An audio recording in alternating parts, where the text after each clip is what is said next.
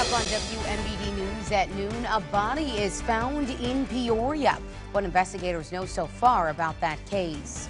Also, early voting kicked off with a bang locally, the trends that one county clerk is expecting in the course of the next 2 weeks. And catching attention and encouraging reflection. We're hearing from the creator of this new mural in Central Illinois that's doing both. Good afternoon, everyone, and thanks so much for joining us. I'm Shelbey Roberts. First this afternoon, a body was found in Peoria yesterday morning after a tip to police. Now, just before 10 a.m., police found a woman dead in a home on West Martin Luther King Drive. That's near Sterling Avenue. They say that she'd been dead for a significant amount of time. Right now, investigators are not calling the death suspicious, and we are still waiting to hear from the Peoria County coroner on the autopsy results. In other news, we are your local election headquarters. We've got an update to a story that we brought you yesterday. The battle of the ballot boxes is underway in Tazewell County. The Election Commission still seeing a surge in both mail and in-person ballots.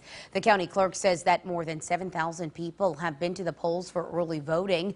That's up from 4,700 reported in 2016. I'm hoping that the regular voting is going to be phenomenal too, so I thought I'd better come and kind of avoid the crowd and be able to stay safe as far as the COVID and get my vote in.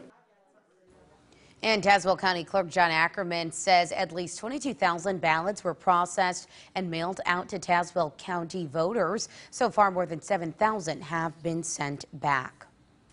Budget talks continue with Peoria City Council. Tonight, council members will be attending a special meeting to discuss the revised annual budget. City Manager Patrick Urick says that the spending plan for next year anticipates $208 million of revenue and $204 million of expenses. He says the city will also be able to do more road projects with additional state funding coming in.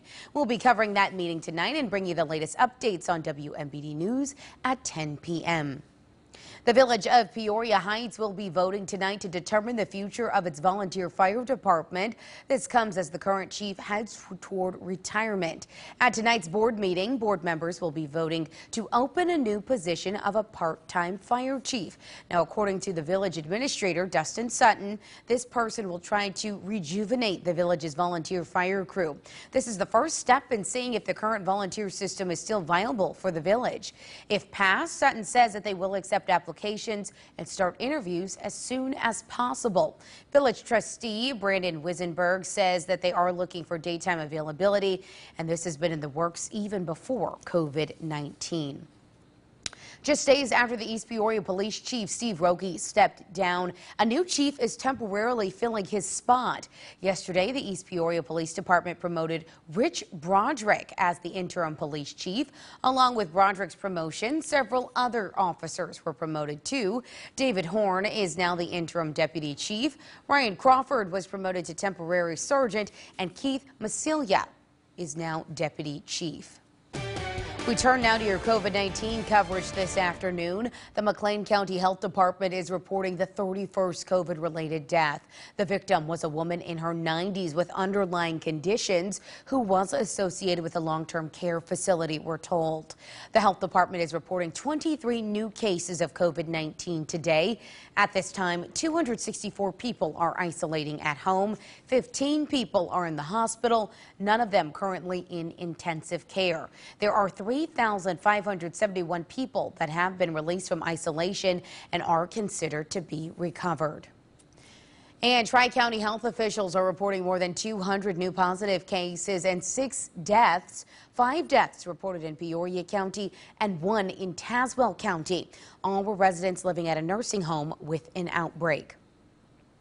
Yesterday, Illinois health officials reported more than 3,100 cases of COVID-19 and 22 deaths in the last 24 hours.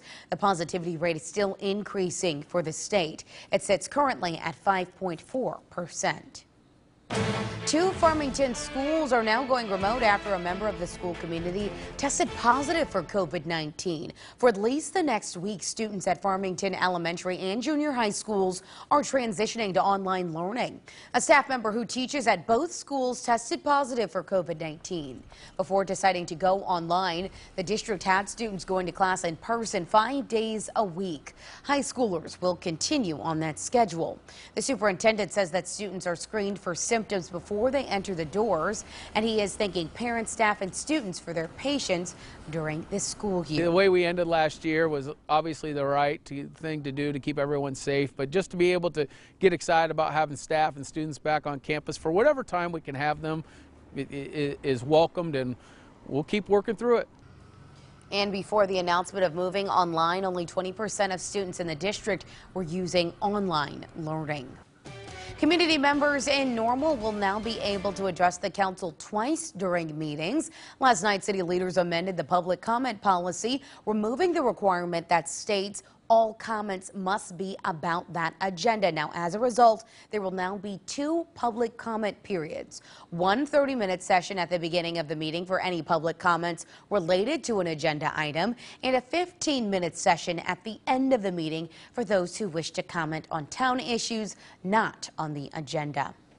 Well, it won't be too long before drivers in Normal will see a smoother commute. Last night, the town council took the next step on a multi-million-dollar infrastructure project. Council members voted to allocate $370,000 in motor fuel tax funds to start designing what the new West College Avenue from White Oak Road to Rivian Motorway will be looking like. In total, the project will cost $9.3 million, but the town has already received federal funds. Right now, they're just waiting on the state. We're excited to get moving forward with design. We are hopeful that we will receive a grant award from the state for this project. That, of course, remains to be seen. So in the meantime, we are at least going forward with design, and then either when a grant is awarded or when funds permit, we'll be ready to go. And if the town receives the $5 million grant from the state, City Manager Pam Brees says construction will start in early 2023. If not, they'll have to delay the project. The city of Bloomington is working to bring more art influence to the community. The Bloomington Committee of the Whole met last night and continued to discuss creating a 7-member public art commission. Members of the Bloomington Beautification Committee and the general public would make up the proposed commission, serving 2-year terms.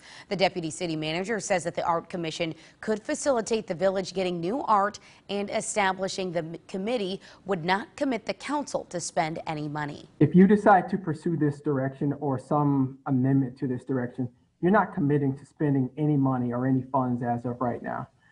This is simply being proactive to establish a framework for supporting public art. The committee also discussed making Juneteenth a city holiday, and that would give employees the day off. Both matters will be discussed at the next city council meeting.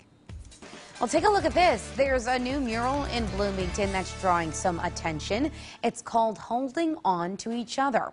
This past summer, kids in the Bloomington Normal Boys and Girls Club were asked to write poems. Their work was combined into a larger piece, which caught the interest of local artist Bruce Clark. He made those words into a visual interpretation. Yesterday, his work that features the face of George Floyd and 2 young people talking to each other was dedicated. It has potential to be divisive, but at the same time has potential to be constructive. And so I think the significance for me personally is that this mural signifies a voice to a very felt experience that a lot of people are sharing around the world. And if you're interested in checking out that mural, it's on the west side of the building at 724 West Washington Street.